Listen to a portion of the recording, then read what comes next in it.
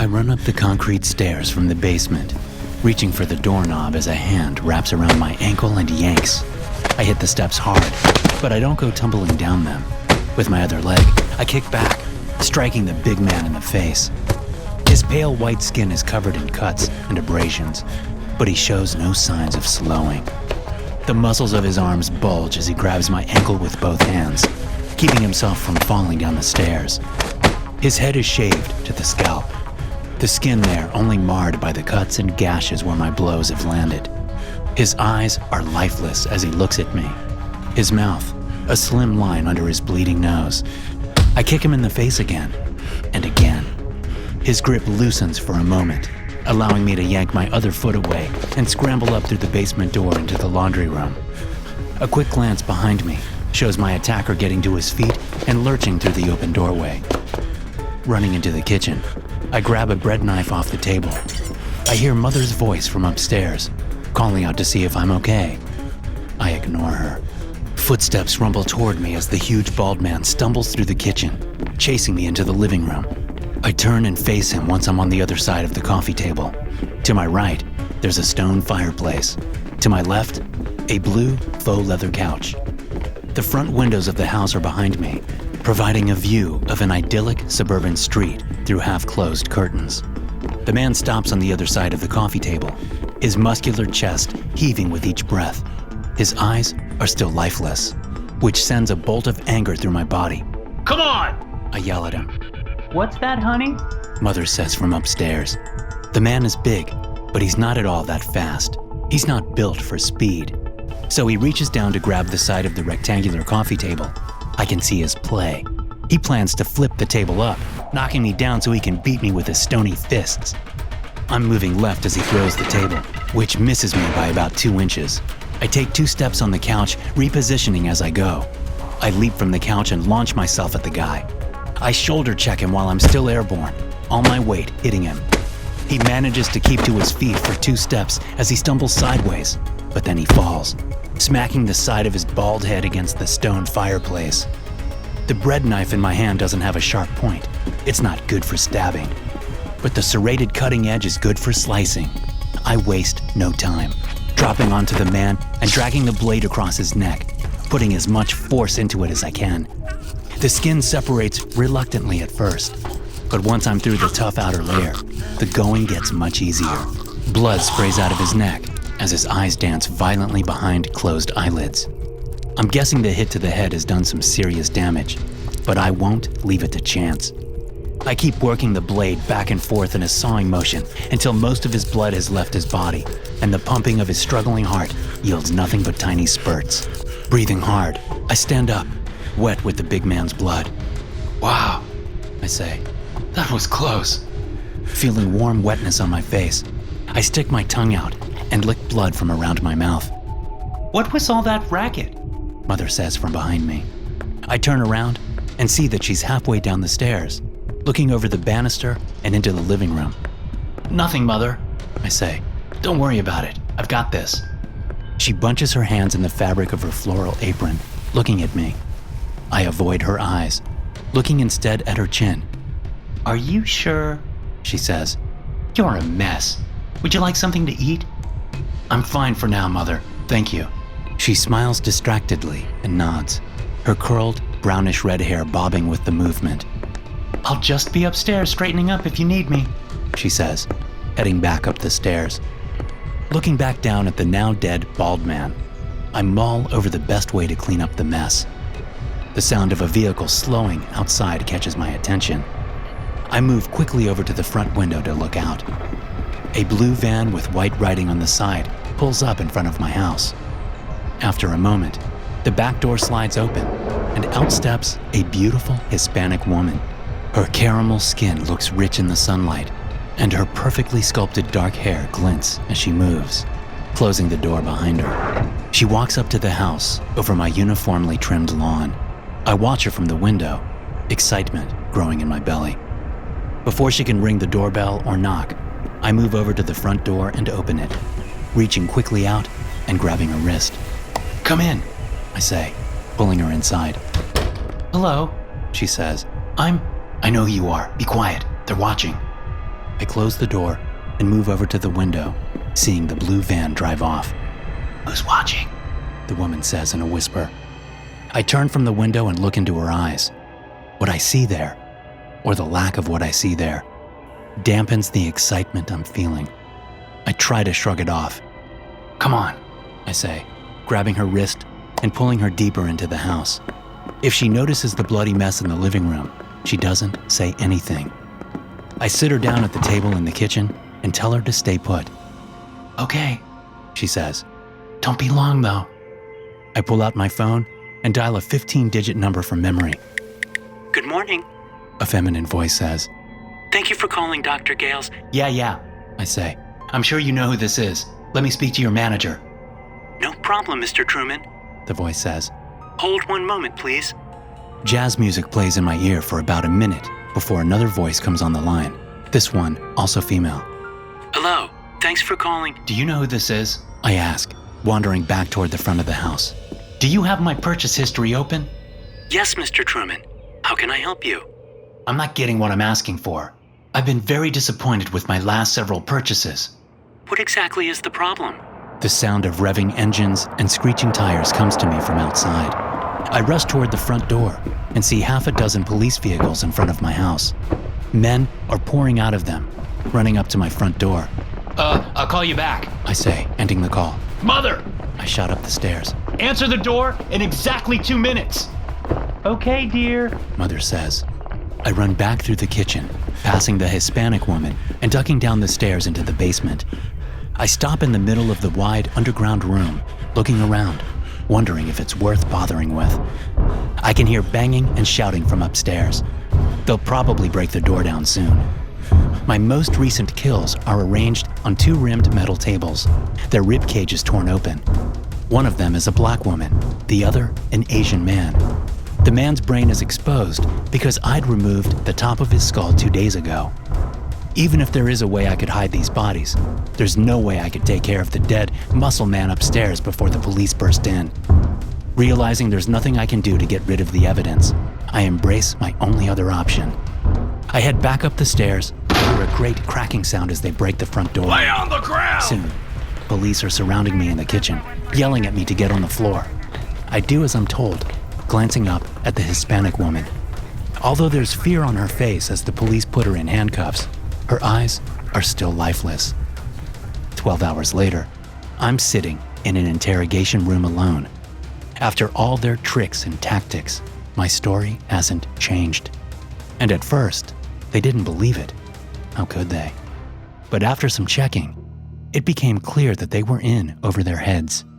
Now, I assume, they'll bring in some specialists, maybe the FBI or some other organization I've never heard of. Sure enough, 2 guys I've never seen before come into the room. They both wear rumpled suits, as if they've been sitting in a car or a plane for several hours. One of them is middle-aged and balding, his horseshoe of black hair surrounding a smooth and reflective dome. I think of the Asian man with his brain exposed in my basement, wondering what the difference is between his brain and this man's. Although he's probably not in my basement anymore, he's probably in a morgue in this very building. The other guy is younger. He's trim, black, and wearing rimless glasses.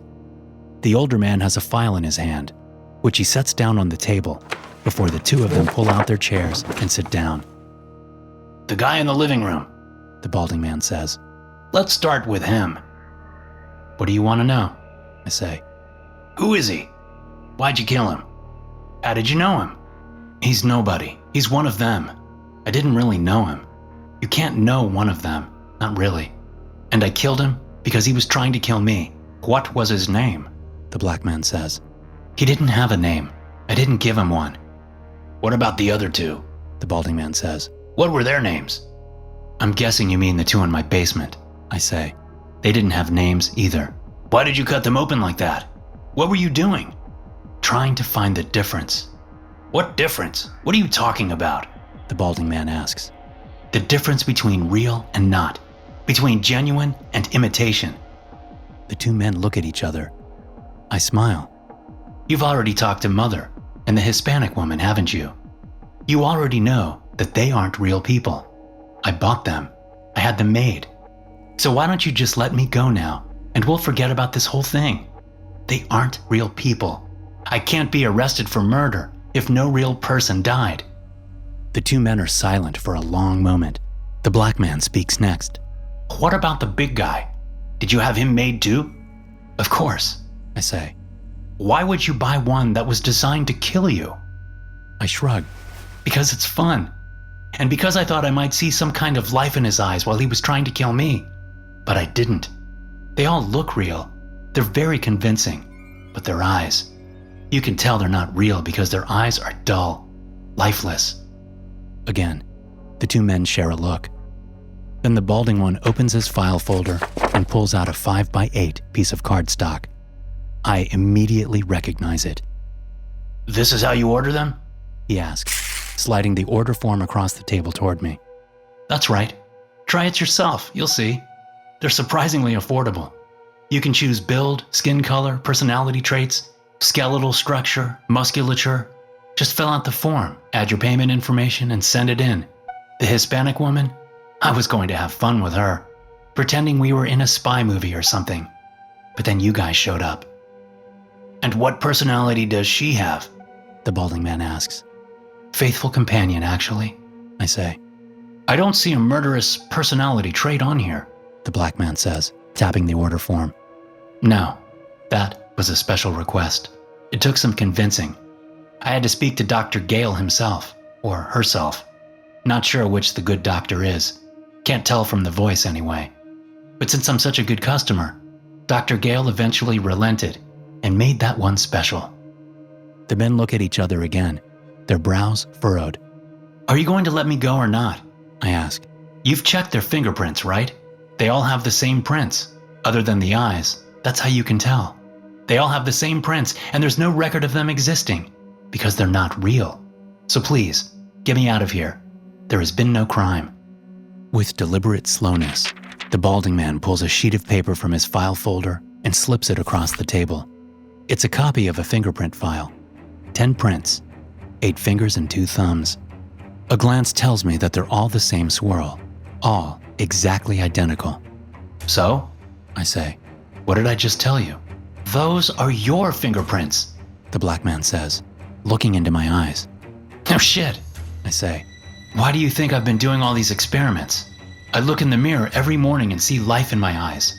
The same kind of life I see when I look into your eyes, or the eyes of any real, genuine human. So what? Am I a fluke? Was I a mistake? There must be more like me. There must be. I just haven't found one yet. You're not real, the balding man says. All your paperwork is forged, falsified. There is no Gerald Vincent Truman, just like the one you call mother is not real. Or the Hispanic woman. Or all those bodies in your house and buried in your yard. But that's the thing, isn't it? I'm not like them. I'm different. I have life in my eyes. I see it every day. The balding man stands up, shaking his head. After a moment, the black man stands up too. What's going to happen? I say. There's no crime. You can't keep me. I know that much. The Foundation will decide what to do with you, the balding man says. But we sure as hell aren't letting you out. What? I say, trying to stand up as they step to the door. My wrists are fastened together and fixed to a bolt in the floor, preventing me from standing. The balding man opens the door and steps out. The black man follows, but stops in the doorway. He turns back and looks at me for a long moment. I interviewed Mother and the woman, he says. I know what you mean, about their eyes being lifeless. But the thing is, your eyes are exactly the same as theirs. There's no life there. None at all. SCP-1532 is an unknown facility that artificially creates and sells human beings. SCP-1532 will advertise itself by spontaneously generating catalogs in the mailboxes of residential addresses across the USA and Canada. These catalogs instruct the reader to create a human being by selecting from a large number of available traits and writing them into the order form in the back of the catalog, then mailing it in using the included prepaid envelope. Purchases can be made for either by including cash with the order form or by writing in a credit card number on the form, in which case the appropriate amount of money will be removed from the bank account and transferred to an unknown destination. When an order form is properly filled out and placed in a mailbox, it spontaneously disappears within 6 hours of placement. 3 to 5 weeks later, a human being identical to the order placed, collectively referred to as SCP-1532-A, is delivered to the address of the sender by a blue van with the words, Dr. Gale's Human Emporium, printed on the side. The van spontaneously appears 8 kilometers away from its destination, drops off an instance of SCP-1532-A, and then disappears after traveling another 8 kilometers. All attempts to follow or track the van have failed. Instances of SCP-1532-A appear physically indistinguishable from normal humans. However, they all share certain properties that make them possible to identify. All instances of SCP-1532-A have an identical fingerprint pattern, which has been given to police forces across the continental US under the pretense of a missing person. They are also completely sterile and unable to sexually reproduce. Hey guys, thanks for listening. Be sure to subscribe to the podcast for more SCP stories like this one. You can also check out some more episodes from the SCP Experience podcast here. I'll see you in the next one.